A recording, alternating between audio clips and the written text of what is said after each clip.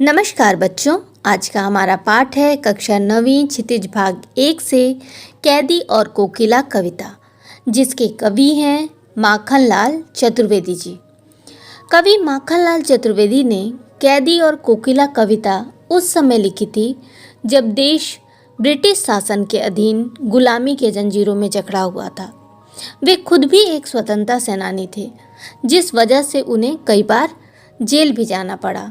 Jail में रहने के दौरान उन्होंने यह महसूस किया कि स्वतंत्रता सेनानियों के साथ कितना दुर्व्यवहार होता है। इसी सोच को उस समय सारी जनता के सामने लाने के लिए उन्होंने इस कविता की रचना की। अपनी इस कविता में कवि ने जेल में बंद एक स्वतंत्रता सेनानी के साथ साथ एक कोयल का भी वर्णन किया है। इस कविता में कोयल के माध्यम से कवि ने स्वतंत्रता सेनानियों एवं भारतीय जन सामान्य में देश पर न्यौछावर हो जाने की भावना भरने का प्रयत्न किया है। तो आइए हम सब पढ़ते हैं कविता कैदी और कोकिला।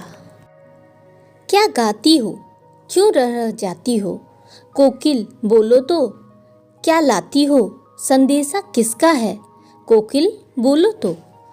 यहाँ इन पंक्तियों में कवि ने कारागार में बंद एक स्वतंत्रता सेनानी की मनोदशा को दर्शाया है। रात के घोर अंधकार में कारागृह के ऊपर जब एक कोयल को गाते हुए सुनता है तो उसके मन में तरह तरह के सवाल पैदा होने लगते हैं। उसे लगता है कि इतनी रात में कोयल क्यों गा रही है। उनके मन में तरह तरह के प्रश्न उठने लगते हैं और इन प्रश्नों का बोझ नहीं सह पाते हैं और एक एक करके कोयल से सारे प्रश्न पूछने लगते हैं। वह सबसे पहले कोयल से पूछते हैं कि तुम क्या गाती हो, फिर गाते गाते तुम बीच में चुप क्यों हो जाती हो। वो कोयल से कहता है कि हे कोयल, जरा बताओ तो, क्या तुम मेरे लिए कोई संदेशा लेकर आई हो? अगर कोई संदेशा लेकर आई हो तो उसे कहते कहते क्यों चुप हो जाती हो, बोलते बोलते क्यों चुप हो जाती हो? और यह संदेशा तुम्हें कहाँ से मिला है, जरा मुझे बताओ। यह किसका संदेशा है, किसने यह संदेशा भेजा है, जरा मुझे बताओ तो। आगे कवि कहते हैं, ऊंची काली दीवारों के घेरे में, डाकू चोरों बटमारों के डेरे में, जीने को देते नहीं पेट भर खाना, मरने भी देते नहीं तड़प रह जाना। जीवन पर अब दिन रात कड़ा पहरा है, शासन है या तम का प्रभाव गहरा है। हिमकर निराश कर चला रात भी काली, इस समय कालिमा मई जगी क्यों आली। यहाँ बटमारों का अर्थ है रास्ता चलने वाले लोगों को लूटने वाले डाकू। तम का अर्थ है अंधेरा, हिमकर का अर्थ है चंद्रमा, कालिमा मई काली अंधकार वाली। इन पंक्तियों में कवि ने अंग्रेजों के अत्याचार एवं उनके काले कारनामों को जनता के सामने प्रस्तुत किया है। पराधीन भारत में जेल में बंद स्वतंत्रता सेनानी जेल के अंदर होने वाले अत्याचार एवं अपनी दयनीय स्थिति का वर्णन करते हुए कहता है कि उन्हें जेल के अंदर अंधकार में काली और ऊंची दीवारों के बीच में डाकू चोर उचक्कों के साथ रहना पड़ता है। जेल में डाकू चोर उचक्के रहते हैं, लेकिन एक स्वतंत्रता सेनानी को भी उनके साथ रखा गया है, जहां उनका कोई मान सम्मान नहीं है। जबकि स्वतंत्रता सेनानी के साथ इस तरह का बर्ताव नहीं करना चाहिए। उन्हें चोर उचक्कों के साथ नहीं रखना चाहिए। उन्हें जीने के लिए पेट भर खाना भी नहीं दिया जाता है।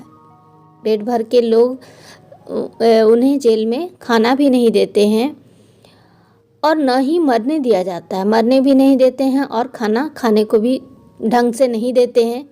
यानी कि उन्हें तड़पा तड़पा कर जीवित रखना ही अंग्रेजों का उद्देश्य है।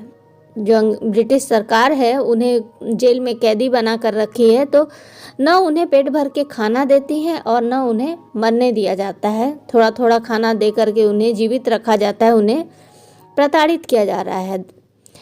इस प्रकार उनकी स्वतंत्रता पूरी तरह से छीन ली गई है और उनके ऊपर दिन रात कड़ा पहरा लगा दिया गया है।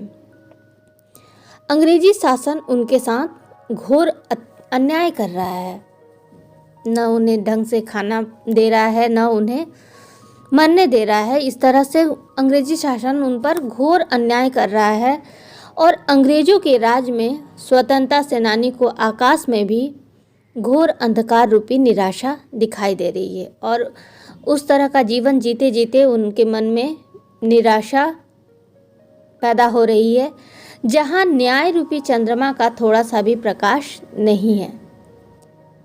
यानी जेल में थोड़ा भी किसी के ऊपर न्याय नहीं किया जाता है, अन्याय और अत्याचार ही किया जा रहा है। इसलिए स्वतंत्रता सेनानी के माध्यम से कवि कोयल से पूछते हैं कि हे कोयल, इतनी रात को तू क्यों जाग रही है और दूसरों को क्यों जगा रही है? क्या तू कोई संदेशा लेकर के आई है? पूछते हैं कि तुम इतनी रात को यहाँ चोर उचक्कों के डेरे में इस जेल के ऊपर तुम क्यों आवाज़ लगा रही हो? तुम इतनी रात को क्यों जाग रही हो? क्या तुम कोई संदेशा लेकर आई हो? आगे कवि कोयल से पूछते हैं, क्यों हूँक पड़ी वेदना बोझ वाली सी, कोकिल बोलो तो क्या लुटा मृदुल वैभव की रखवाली सी। कोकिल बोलो तो, हुक मतलब दर्द भरी जो टीस होती है, मन की टीस, उसे हुक कहते हैं। मृदुल का अर्थ है मीठा, कोमल। वैभव का अर्थ है समृद्धि। यहाँ कवि कोयल से पूछ रहे हैं कि कोयल बोलो तो, तुम्हारा क्या लुट गया है जो तुम्हारे कंठ से वेदना की हुक सुनाई पड़ रही है? तुम्हारा कुछ लुट गया है कि तुम्हारा आवाज़ इतना दर्द भरा है? कोयल तो सबसे मीठी और सुरीली आवाज़ के लिए विख्यात है। हमेशा हम सब जानते हैं कि कोयल की आवाज़ बहुत मीठी होती है, लेकिन कवि को आज कोयल की आवाज़ में कुछ दर्द महसूस हो रहा है। तो इसीलिए कवि पूछते हैं कि कोयल बोलो तो, तुम्हारा क्या लुट गया है जो तुम्हारे कंठ से वेदना की ऐसी हुक सुनाई पड़ रही है? कोयल तो सबसे मीठी एवं आवाज़ में सुरीली के लिए विख्यात है, जिसे गाते हुए सुनकर कोई भी मनुष्य खुश हो जाता है। कोयल की आवाज़ सुन करके कोई भी व्यक्ति प्रसन्न हो जाते हैं। लेकिन जेल में बंद स्वतंत्रता सेनानी को कोयल की आवाज़ न तो सुरीली लगी और न ही मीठी लगी, बल्कि उसे कोयल की आवाज़ में दुख और वेदना की अनुभूति हुई। दुख और दर्द महसूस हुआ कोयल की आवाज़ में। इसलिए वह व्याकुल हो उठे और कोयल से बार बार पूछने लगे कि बताओ कोयल, तुम्हारे ऊपर क्या विपत्ति आई है? किस कारण तुम्हारी आवाज़ में दर्द है? क्या दुख है तुम्हें? आगे कवि कहते हैं, क्या हुआ बावली अर्धरात्रि को चिखी, कोकिल बोलो तो किस दावानल की ज्वालाएं हैं दिखी? कोकिल बोलो तो। यहाँ बावली का अर्थ है पगली। दावानल जंगल की आग को कहा जाता है, ज्वालाएं लपटे। यहाँ अचानक जेल के ऊपर आधी रात को कोयल बोलने लगती है, चीखने लगती है, तो कवि, जेल में बंद जो कवि हैं, उन्हें बहुत ही ये सब अस्वाभाविक लगता है कि क्यों इतनी आधी रात को कोयल आवाज़ लगा रही है। इसी वजह से उन्होंने कोयल को बावली यानी पगली कहा है। वो पूछते हैं कि क्या तुम पागल हो गई हो, बावली हो गई हो कि आधी रात को चीख रही हो? क्या तुमने कोई दावानल यानी जंगल में लगी हुई भयानक आग देख ली है, आग की लपटें देख ली है? यहाँ पर कवि ने दावानल से अंग्रेजी सरकार की यातनाओं की तरफ इशारा किया है। तो वो कोयल से पूछ रहे हैं कि क्या तुमने कोई अंग्रेजी सरकार की जो हैवानियत देख ली है, उनकी यातनाएं देख ली हैं कि चीख चीख करके तुम लोगों को ये सब बातें बताना चाहती हो? आगे कवि कहते हैं, क्या देख न सकती जंजीरों का गहना, हथकड़ियाँ क्यों ये ब्रिटिश राज का गहना, कोल्हू का चर्रक चूं जीवन के तान, गिट्टी पर उंगलियों ने लिखे गान, हूँ मोट खींचता लगा पेट पर जुआ, खाली करता हूँ ब्रिटिश अकड़ का कुआं, दिन में करुणा क्यों जगे रुलाने वाली, इसलिए रात में गजब ढा रही आली। यहाँ पर कवि को यह लगता है कि कोयल उसे जंजीरों में बंधा हुआ देखकर यूं चीख पड़ी है। अचानक कोयल ने उन्हें जंजीरों में बंधा देखा है, तो इसलिए वो चीख रही है, आवाज़ लगा रही है। इसलिए यहाँ कैदी रूप में जो कवि हैं वो कोयल से कहते हैं, क्या तुम हमें इस तरह जंजीरों में लिपटे हुए नहीं देख सकती? अरे ये तो अंग्रेजी, ये जंजीरें नहीं हैं। कवि कोकिल से कह रहे हैं कि ये जंजीरें नहीं हैं, ये तो अंग्रेजी सरकार द्वारा हमें दिया गया गहना है। अब तो कोल्हू चलाने की आवाज़ हमारे जीवन का प्रेरणा गीत बन गया है। कोल्हू की चर्रक चूं, जो कोल्हू की चरचर की आवाज़ है, वही अब हमारे जीवन की मधुर गीत बन गया है। दिन भर गिट्टी पर अंगुलियों ने लिखे गान, यानी दिन भर हम सब पत्थर तोड़ते रहते हैं, जेल में पत्थर तोड़ते रहते हैं। तो पत्थर तोड़ते तोड़ते हम उन पत्थरों पर अपनी अंगुलियों से भारत की स्वतंत्रता के गीत लिख रहे हैं। हम अपने पेट पर रस्सी बांधकर कोल्हू का चरसा चला चलाकर ब्रिटिश सरकार की अकड़ का कुआं खाली करते हैं। मोट का अर्थ होता है कि जो पानी खींचने वाला चरसा होता है, चमड़े का होता है, कुएं से पानी निकालने के लिए बनाया जाता है। तो यहाँ पर कवि कह रहे हैं कि हम जिस प्रकार चरसे से पानी निकाला जाता है, कुएं को खाली किया जाता है, उसी तरह हम सब भी अपने पेट पर रस्सी बांध करके कोल्हू का चरसा चला चला करके ब्रिटिश सरकार की अकड़ का कुआं खाली कर रहे हैं।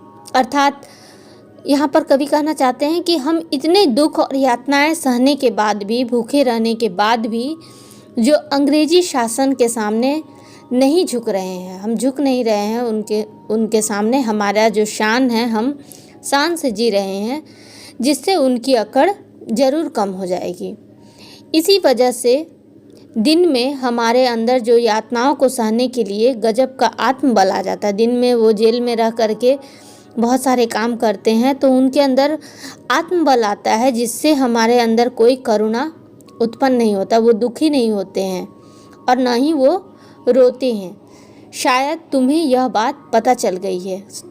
कवि कोकिल से कह रहे हैं कि शायद तुम्हें यह बात पता चल रही है कि हम सब दिन में रोते नहीं हैं और अपना आत्मबल बना करके सारा काम करते रहते हैं, इतनी कठिनाइयों से जूझते रहते हैं।